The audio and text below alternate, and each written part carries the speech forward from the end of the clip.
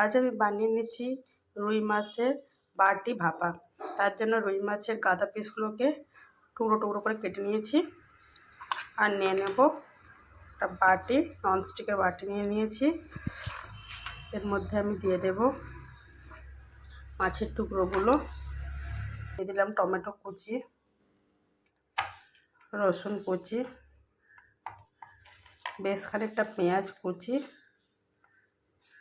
আর দিয়ে দিলাম চেরা কাঁচা লঙ্কা, আর দেব লঙ্কা গুঁড়ো পরিমাণ মতন, আর দিলাম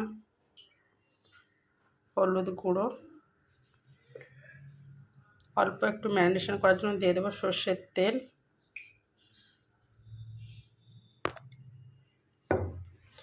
এবারে এর মধ্যে দেব সর্ষে পোস্ত বাটা, দিয়ে ভালো করে এটাকে মাখিয়ে নেব। মাছের মধ্যে আমার নুন দেওয়াই আছে আগে থেকে, ভালোভাবে মাখিয়ে নিচ্ছি। ভালো করে মেখে নিয়েছি সমস্ত মশলাগুলো।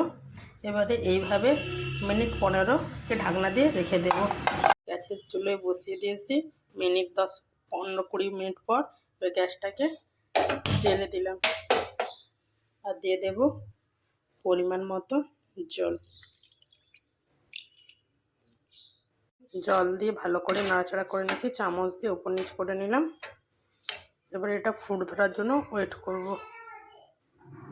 সাইড দিয়ে একটু একটু করে ফুট ধরেছে। এবারে গ্যাসের ফ্লেমটাকে পুরো কমিয়ে দেব, কমিয়ে দিলাম পুরোটাই। এবার এটা ঢাকনা দিয়ে এটাকে হতে দেব।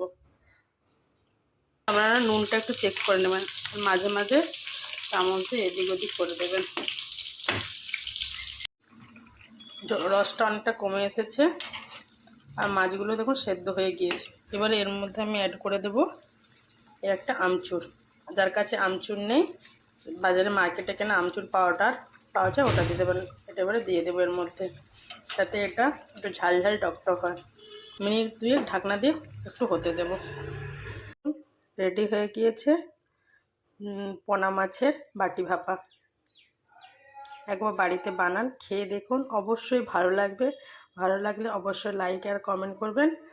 একবার বানিয়ে অবশ্যই দেখবেন, এত টেস্টি হয় না, আর এত অল্প সময়ে রান্না হয়, কি বলবো আপনাদের। Bye bye.